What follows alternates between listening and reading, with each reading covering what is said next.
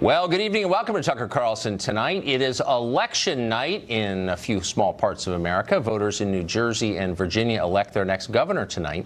In New York City, voters decide whether Bill de Blasio deserves a second term as mayor. De Blasio remarkably seems certain to win there. Democrat Phil Murphy heavily favored in the state of New Jersey. So all eyes are on Virginia tonight, where Republican Ed Gillespie is in a dogfight to the finish with Democrat Ralph Northam. Polls have closed exactly an hour ago. Our Fox News voter analysis shows the race as too close to call.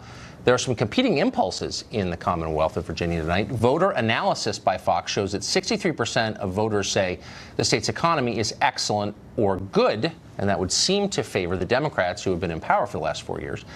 On the other hand, 63% of voters also say they support keeping up Confederate statues. That's been a big issue in the race in the last several months. President Trump, of course, looms large over the race. 56% of voters view him unfavorably in Virginia.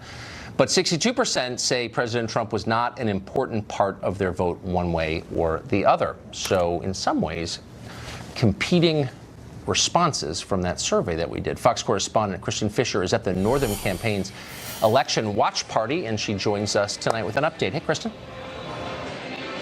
Hey, Tucker. Well, Northam supporters are just starting to trickle in. They like what they're seeing in the polls. He's got a few-point lead at the moment, but as you said, it's too close to call, and that is making them very nervous, especially since he came into this race expected to win. But in the closing days of this campaign, his opponent, Ed Gillespie, has been keeping it very close. And without a doubt, this is the most important race since Election Day 2016. And that, of course, the memory of that upset also has some Democrats here very nervous. If Northam wins, this will be the first major win for a Democrat since that election day. But if Gillespie wins, not only would it be an upset, but it would prove that a Republican can win using Trump's politics without actually campaigning alongside him, because President Trump has been very unpopular here. This is a state that Hillary Clinton won by 5 points. It is the only southern state that President Trump lost. So Northam has really been trying to use that to his advantage. He's been trying to tie Ed Gillespie to President Trump as much as possible. And President Obama obviously campaigned alongside him. But Ed Gillespie has really been able to use some of President Trump's core politics, things like immigration, crime. He's been using those things, taking what was successful for President Trump, but actually not campaigning alongside him. And if he wins, that could very well be a playbook for other Republicans going forward, even though President Trump has continued to tweet his support for Ed Gillespie, tweeted about him 3 times just this morning. But, this is the first time since President Nixon that a sitting president has not campaigned in a Virginia governor's race. That just goes to show you how unpopular President Trump is here, especially in Northern Virginia, which has been turning increasingly blue over recent years. So again, Tucker, this race still too close to call. Democrats like what they see. The outgoing Democratic Governor Terry McAuliffe just said that he's very optimistic. He likes the voter turnout that he's seeing. But again, a lot of folks here very nervous. And then you also have this other race, another governor's race up in New Jersey, Tucker, and this one is a lot less, far less close than the one here in Virginia. It pits Democrat Phil Murphy against Republican Kim Guadagno. Murphy's a former Goldman Sachs executive. Guadagno spent the last 8 years as Chris Christie's lieutenant governor. He's very unpopular there. So the Democrat expected to pull out a win in New Jersey. We'll see about what happens here in Virginia, though, Tucker. It's close. Kristen Fisher, thanks for that. For analysis on what all of this might mean, we're joined by Fox senior political analyst Brit Hume. Brit, thanks for coming on. So, we have no idea what's going to happen, but some of the turnout in the northern part of the state around Washington, heavily government workers, is very high, and apparently in some precincts higher than it was in last year's presidential election. That's probably bad news for the Gillespie campaign. Particularly it was certainly higher than it was in 2013, the last time there was one of these gubernatorial midterms, or off-year, I should say, elections. And it looks good up in that part of the country for Northern, and I would say, Tucker, that he is expected to win in that part of the state. and win handily. But if he wins really big, it will be a very good sign for his campaign and perhaps a bad sign for Ed Gillespie. Although Gillespie, as has been widely noted, did close in the closing days of a campaign in which he had long been the underdog. He led in a couple of polls, but the average of polls throughout showed him trailing, and he's clearly the underdog. So this wasn't a normal campaign in that national issues seemed to dominate, not just the president, but questions like immigration were right at the center of it. So what would the lessons that each party would take away from this contest? Well, certainly the campaign was very much affected not by Trump himself, because he didn't really campaign in Virginia, but by his presence in the White House. And the Democratic candidate, Ralph Northam, did campaign hard against Trump and did his best in the campaign to tie Ed Gillespie to Trump. Gillespie, on the other hand, was in a situation where he didn't have Trump campaign with him. He was never seen with him, but obviously he wanted Trump voters to turn out for him, and Trump did end up, making robocalls, as you no doubt heard, on Gillespie's behalf and endorsing him. So he was trying to kind of have it both ways, and it was a difficult balancing act for him. If he were to win, it would be extraordinary that he was able to pull that off. So in the last 3 weeks, the single most controversial thing that happened, an ad run by allies of the Northam campaign that showed a pickup truck, there it is right there, with a Gillespie sticker on it, trying to murder minority children. Maybe the most over-the-top ad I've ever seen in any race. I wonder if Northam were to win, are we going to see more ads like this? Well, does it prove that this technique, scaring people on racial fears, works? That was so universally criticized, Tucker, that I doubt it. The ad was clearly over the top. I don't think it was effective on Northam's behalf at all. If anything, it probably helped Gillespie. Look, these campaigns can get rough. This one did. Ed Gillespie's a pretty mild-mannered guy. His Democratic opponent seems to be the same, and yet it got quite rough. And we had MS-13 gangs being dragged into it. We had sanctuary cities as an issue in the race, even though there aren't any in Virginia. These social issues, these hot-button issues, got dragged into the race, and it got pretty rough. The ad that you described was the single roughest of all, and it was so bad, I think, that it backfired to the extent that it had any real effect at all. So let's say Gillespie loses. The message to Republicans in other states in the midterm next year is what? Run on Trump's issues or avoid Trump's issues? I don't know that well, it depends. If he loses badly, which I don't think will happen. If he loses badly, that might provoke the kind of soul searching you're talking about. But let's be clear about this. Virginia's gotten to be a pretty blue state.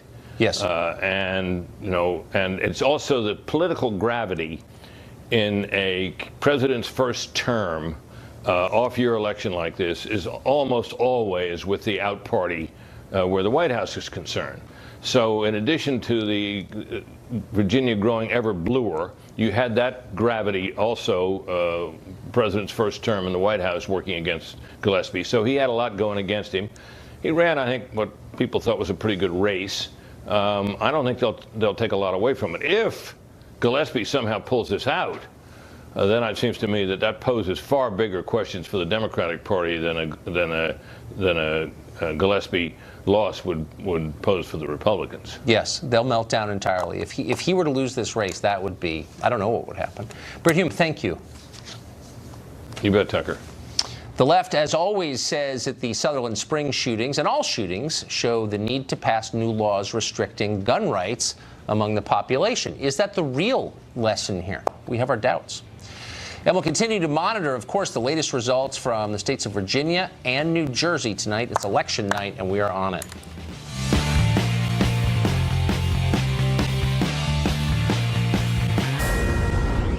It is Election Day in the state of Virginia, the most closely watched race of this year. Ralph Northam, physician, VMI graduate, Democrat, at this hour, 58% reporting. He is at 51%. Ed Gillespie, former Republican Party head, he is at 48%. Numerically, fairly close, but Northam in the lead at this hour. Of course, we're going to bring you the results as we get them minute by minute. We've got breaking news here. Okay, we are now reporting that Ralph Northam has won the Virginia governor's race. Ralph Northam, the Democrat, beating Ed Gillespie with 58% in. We are projecting that he is the winner tonight. So we will bring you more detail on that. And I don't know if we can, Kristen Fisher is live at the Ralph Northam headquarters right now. Kristen, are you there? We're going to get to Kristen Fisher in just a second. I don't think we have official statements from either campaign. But as we just said, we are now declaring or acknowledging the declaration that Ralph Northam is the winner in this race. And it looks like by about 3 points. Kristen Fisher, I think, is standing by at the Northam headquarters in Virginia tonight. Kristen? There she is.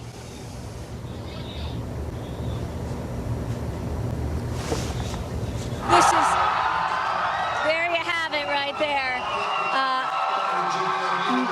Big cheers coming out of this crowd of Northam supporters after it's announced that he just won Virginia's race for governor. This is a tremendous relief for Democrats, especially after what happened in 2016. You know, even though Northam was up in the polls, it was close, it was tight, and what happened in 2016 had them very, very concerned that they couldn't trust the polls, and it also, they were very kind of psychologically nervous that they wouldn't be able to pull out a win in a state, even though it's been turning increasingly blue. And this part of Virginia, especially northern Virginia, right on the outskirts of Washington, D.C., has been turning increasingly Democratic in recent years. Hillary Clinton won this state by 5 points. And now Northam has just done the same. You know, voting turnout has been surprisingly high here today, even though it's been a very rainy day. It's also been a non-presidential year, obviously. So despite all of those factors, voter turnout was up. Democrats were hopeful that that would lead to a win for them, and it just did tonight. As for Ed Gillespie, I'd imagine it's a much far less sour and somber scene over at his headquarters tonight. You know, he really came so close, did far better than most people expected him to do. He really tried to tie himself to President Trump's agenda. He campaigned hard on immigration, on crime.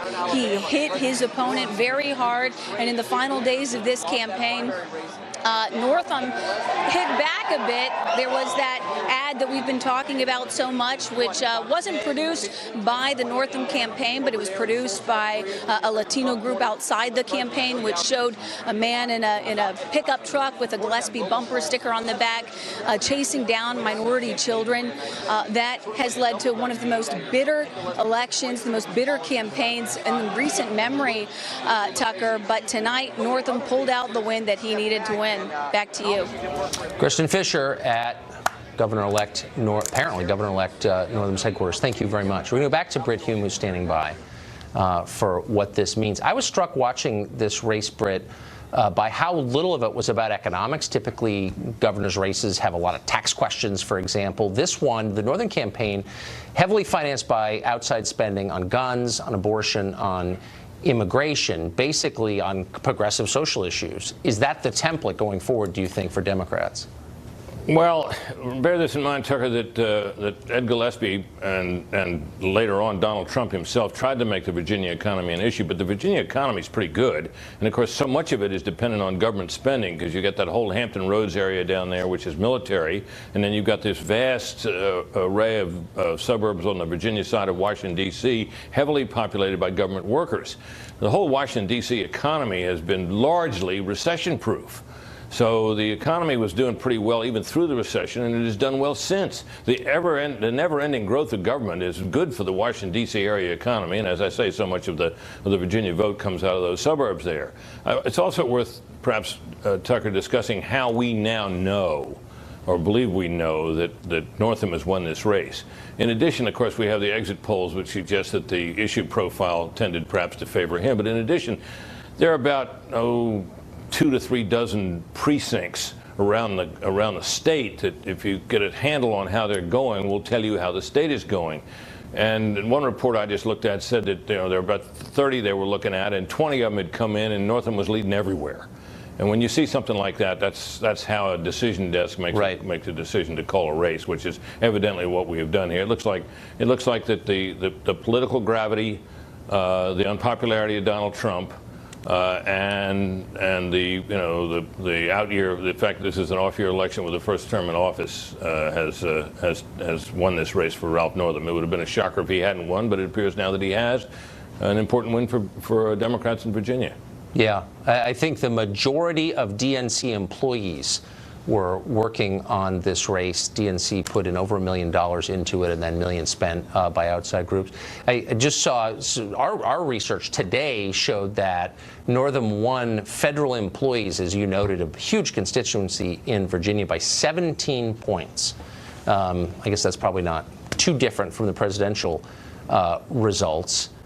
But it seemed like turnout, and we'll know much more about this tomorrow when the smoke clears, but it seemed like turnout was profound in Democratic districts. What do you attribute that to? Yeah, I think that. I think that's in considerable measure the Trump factor.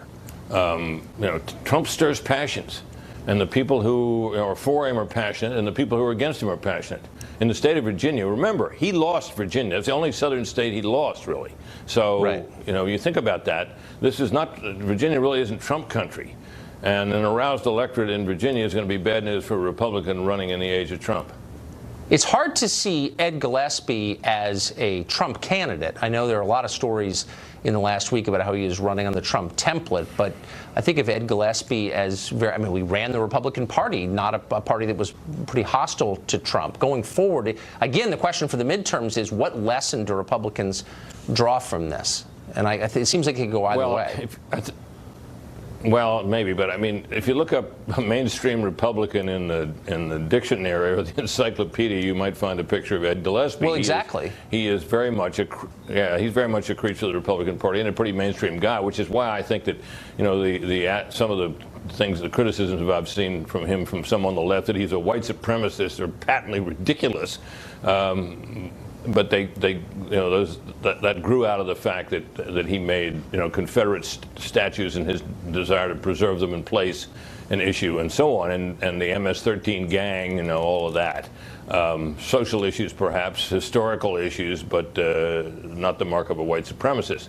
But I think when you look at this, this was not a race that figured very well for the Republicans to win. On the other hand, if you're Donald Trump and you look at this, you think, well, I suppose some Trump supporters will say he didn't give us the 100-proof, full-bore Trump agenda or the Trump platform, but he pretty much did on the issues. There was much daylight between him and Donald Trump, and he didn't personally embrace Trump. But the thing that a lot of people forget here, Tucker, is that when you look at the Republican Party and what it's basically stood for over the last quarter of a century and more, it has been basically the agenda that Trump has embraced as president, the legislative agenda, the regulatory agenda, and the national security agenda. So that's where all this kind of comes out. There's not that much daylight between the Republican Party and Donald Trump. And the question tonight is whether Trump drags the party down, or whether members of the party don't get close enough to him to get the updraft. I don't think there's a very good case for an updraft tonight. I'm just hearing right now the Fox News decision desk is projecting that Democrat Phil Murphy will be the next governor of New Jersey. Britt, not at all a surprise there. Chris Christie, certainly among the most unpopular governors in the state, and all of our research today on this, in effect, exit polling that we did, suggested that voters were mad at Chris Christie and that anger was informing their voting. Chris Christie leaves office highly unpopular, deeply unpopular, and look, let's be clear. New Jersey is a bright blue state, so any Republican running in New Jersey is running uphill, and almost any Democrat is running downhill. Downhill wins most of the time. So, I mean, would you look at these two? I think you probably take New Jersey off the map because it's, as you said, it's a historically Democratic state and it had a historically unpopular governor. But the Virginia contest seemed a more ideological contest. Is that something, looking at it, if you were running the Republican Party, that would make you nervous about the coming midterms? Well, to the extent that Donald Trump's unpopularity in Virginia, which was pretty strong, his approval rating was, it's not the worst it is anywhere, but he was way underwater in Virginia, down in the 40s, I guess, and of course nationally he's down in the high 30s, according to most of the polls. That's what has to worry you going into next year, is, you know, you've got an unpopular president. Unpopular presidents are always a drag on the incumbent party ticket in a midterm election. That is likely to be true next year. Many people say, you know, in polls, you ask these questions about the things he's for, the agenda he's for. The agenda items do better than he does. So you look into the next year and you hope, for example, that they can get tax reform and tax cut passed. You hope they may be able to recover in some measure on Obamacare if you're a Republican. But you worry about the fact that legislatively there's not been a lot of big achievements. There have been a lot of little ones on regulations, which are not inconsequential, but they're not the kind of things that catch voters' eyes necessarily. And you look at his personal unpopularity, and you know you may be dragging a big, heavy weight into the 2018 midterms with control of both House and Senate at stake. So it's obviously worrisome to the extent that this race looks like it was badly affected from the Republican standpoint by Donald Trump. You'd be worried about that. I spoke to a member of Republican leadership recently who said, if we don't get this tax bill through and signed, we can kiss our majority goodbye. Hard for me to know whether that was overstatement or not. Do you think that? Do you think that this tax plan is pivotal to Republicans keeping the majority? Well, here's the way I would look at that, Tucker. Taxes are perhaps the signature Republican domestic issue. Right. If they fail on that, then what's the rationale for them? That's the signature issue. If you're a Trump voter and you think he's doing a good job and you think his agenda is the one and his party fails to pass it, that's what leads to the perception that Paul Ryan and Mitch McConnell are the problem and ought to be got rid of. So that's a chunkier base that falls away from you if you're a Republican, right? And if you are a mainstream Republican and you see that under Trump's leadership, you couldn't get that signature issue in place, that signature promise kept, then you're disaffected as well. So that's a double whammy, really, if you think about it, against the Republicans. They cannot, in political terms, they can't afford to fail on this. And of course, they're so fractious these days. Now you got people coming out all over the place saying they can't support it. You know, Jim Lankford, who's a pretty steady customer as a Republican senator from Oklahoma, pretty conservative.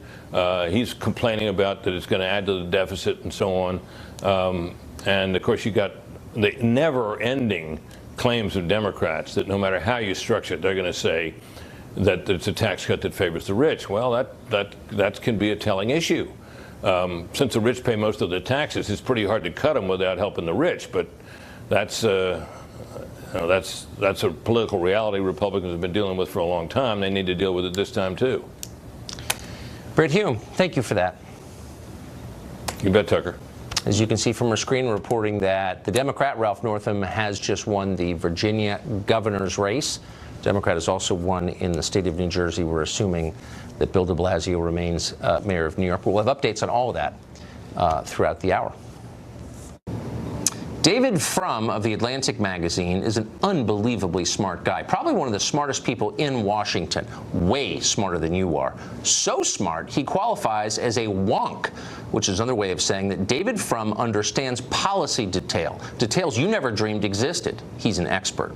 So naturally, when Devin Kelly murdered 26 people in a Texas church over the weekend, David Frum came forward almost immediately with a tidy solution to mass shootings like this one. Frum shared it, as wonks tend to, on Twitter. Quote, "Crazy thought.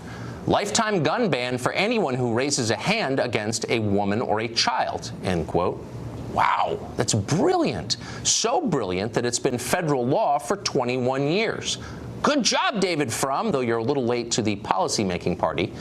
Under existing statute, Devin Kelly was not allowed to buy the gun he used.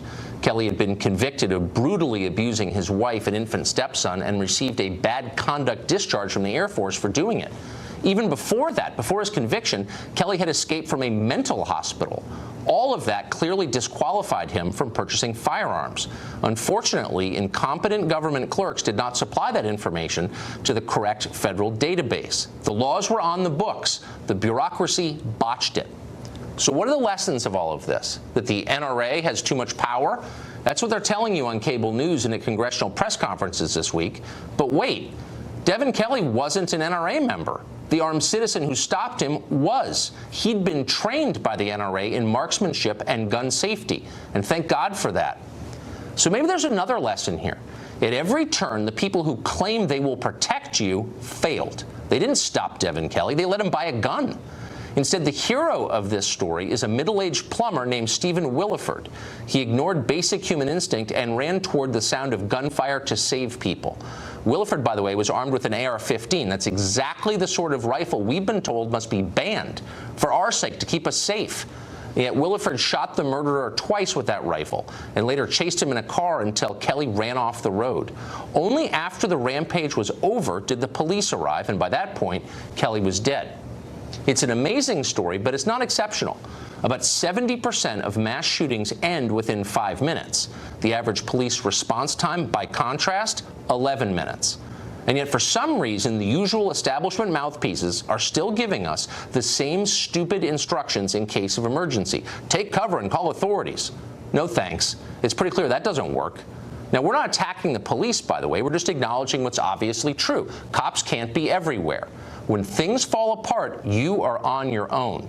Your safety is your responsibility. That's the iron law of life. It never changes. So why is the modern left still telling us that we have no right to protect ourselves? Why are people who have taxpayer-funded bodyguards demanding that the rest of us disarm immediately? We could speculate about motive, but what's the point? They're either lying or they're stupid. It doesn't matter. Either way, they are wrong. Ignore them. Mark Glaze, the former executive director of Everytown for Gun Safety, and he joins us tonight. Mark, thanks for coming on. Thanks for having me.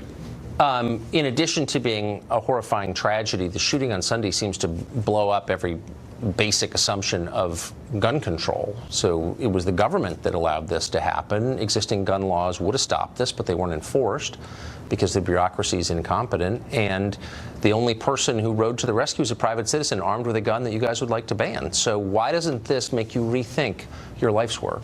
Well, first of all, I'm really glad that guy was there. I think everybody ought to stipulate that it was good that a good guy with a gun happened to stop this guy. But there have been 377 mass shootings this year in the United States. Right. A good guy generally is not there. Plus, if you ask police chiefs whether it makes sense to have more guns in a shootout rather than fewer, almost inevitably, even if there's a good guy with a gun, it's civilians that they end up shooting because these are confusing situations. Better to go upstream and make it harder for everybody to get assault weapons than it is to rely on a good guy with a gun. It would be interesting for you guys to do, I know you'd never do this, but to do an analysis of accidental shootings by police departments. They're very, very common, and people are injured by them. Right, it is true. I've seen the numbers. But it doesn't change the core facts, which are these, and I just said them. In the average mass shooting, 70% of mass shootings last 5 minutes. The average police response time is more than twice that. It's not an attack on the police, it's just there aren't that many police in this country. Right. So asking the average person to put his life or his family's lives at the mercy of law enforcement, wait for law enforcement to come, is insane. Well, look, I think you would concede that we basically have a choice here. You can arm everybody in the hopes that we'll shoot them out and the good guys ultimately will win more often than they lose, or you can address the fact that this doesn't happen in any other industrialized country in the world, and it's because we go upstream to the problem and make guns really hard to get. I would rather do the latter. But it's actually not, I mean, it's a huge assumption, as we've discussed many times, and as Angus King, the liberal senator from Maine, explained today on television, there are plenty of places with enormously high rates of gun ownership with basically no violent crime, and Maine is one of them, Wyoming's another. So I don't accept your premise, but the truth is we don't have a choice because we have millions upon tens of millions, hundreds of millions of firearms in this country, and unless we take them away, and I assume you're not proposing that because you get a civil war in about 20 minutes, you have to deal with the reality of the existence of those firearms, period, don't you? I do, and that's kind of the argument the NRA makes, which I think is a little bit ironic. They created a culture in which guns are celebrated. Who cares about the NRA? I'm saying I'm not here on behalf of the NRA. I'm just saying that's a true point. Yeah, but it's so, like, what's the answer? It's ironic to create a situation in which there are that many guns out there. Right? It's like the NRA. It's just a talking point. Like, what do you do about the fact there are hundreds of millions of weapons? Do you want to take them away? Simple question. I think we ought to do what Australia did. Take them away. I think we ought to basically have the government buy them back. But not buy them back. It took them away. Well, they were required to buy them back, but they did require. Unfortunately, we're out of time. I wish we'd started with this. How long would it take before there was a civil war in this country? For real? I think that's overstated. No, but you think there wouldn't be widespread violence if the government tried to take people's guns away? I actually don't. I think most people would be good citizens and say, let's save lives. Good citizens, yeah. Good citizens. Comply, obey, or you're not a good citizen. Yeah. Whoa. We got to do. I hope you'll come back. Of course. Thank you for being honest enough to admit your real agenda. I appreciate that. Authorities in New York preparing a possible criminal case against Harvey Weinstein. Will tell you what they're thinking of charging him with and assess the odds of him behind bars.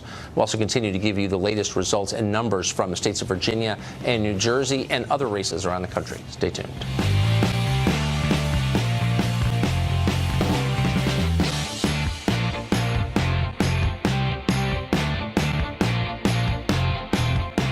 Producer Harvey Weinstein could be facing criminal charges in New York for allegedly raping actress Paz de la Huerta.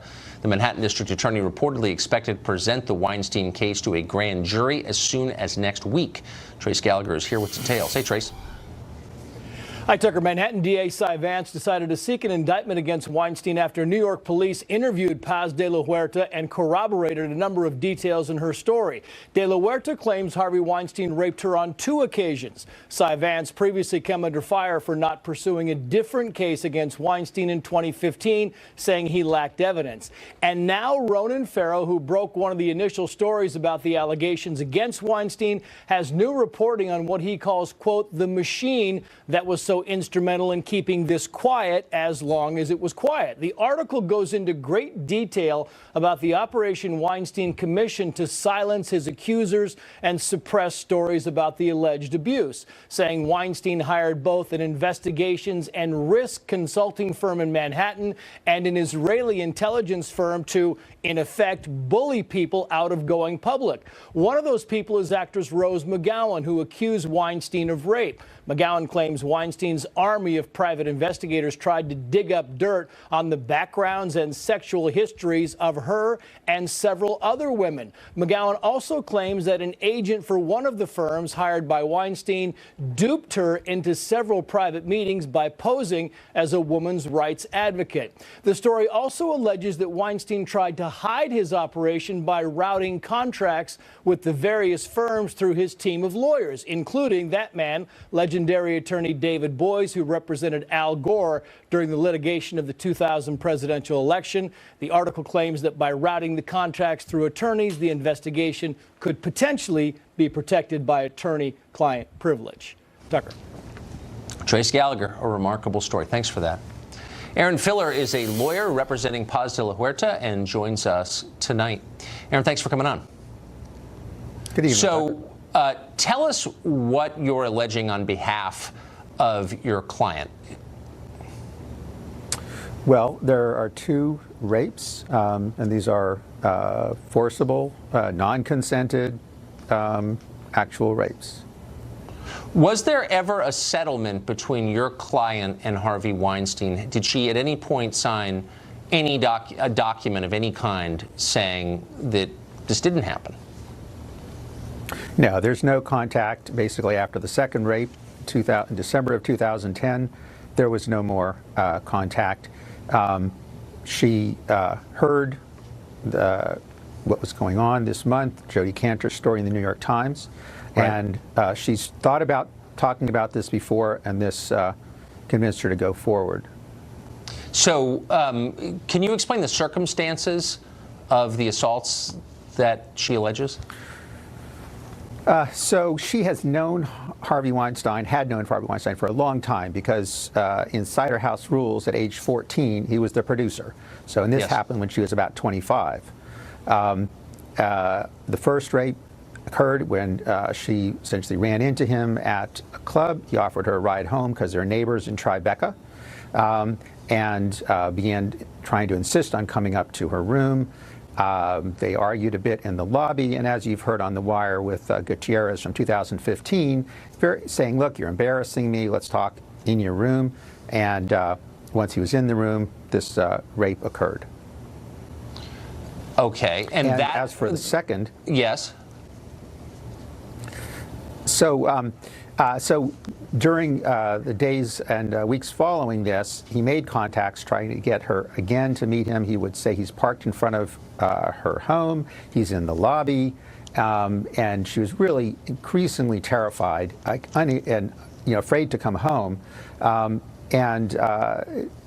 Finally, on December 23rd, 2010, the second episode, she was at a photo shoot. She got this call, again, him saying he's not going to leave till she comes home, and she determined to go confront him. And I know her well. I've worked on various projects with her over the past 5 years. She's a very determined person who believes reasonably she can go to a person like Weinstein and confront him and tell him he's being a stalker, he's a rapist, and he needs to leave. She did go home. She did drink on the way home because she was very anxious. Again, met him in the lobby, commenced having this discussion. He, again, insisted, please, can we go upstairs? Then her plan was to have this argument in the lobby. In the hallway of her, outside her apartment. Right, I guess. So she went upstairs, into the apartment. But where were the police in all of this? And by the way, I'm not doubting the story, but I'm just confused as to how someone could commit 2 felony rapes and never wind up in jail. This is 7 years ago. So why were charges never filed? Or the police not on this? Well, right from the beginning, she was very worried about a career impact. She did discuss the rape, but used a code name for him. But she did not choose to report it. She felt that it would be very difficult to succeed, and there be significant negative career impacts. I'm sorry. Look, I feel sorry for her, but lots of other people were abused subsequent to that. So doesn't she kind of regret, in effect, protecting the man who assaulted her? Well, I can't speak for her on that particular question. Okay. Well, the whole thing is a shame. Thank you very much for explaining that. I appreciate it. Well, of course, the press love a scandal, yet weirdly, they've done their best to downplay Donna Brazil's revelations about the Democratic National Committee. Up next, we'll talk to a journalist who has exposed some of the fraudulent coverage of all of this. We'll also continue to provide latest results from across the country on what looks like a good night for Democrats in New Jersey and Virginia. We'll be back.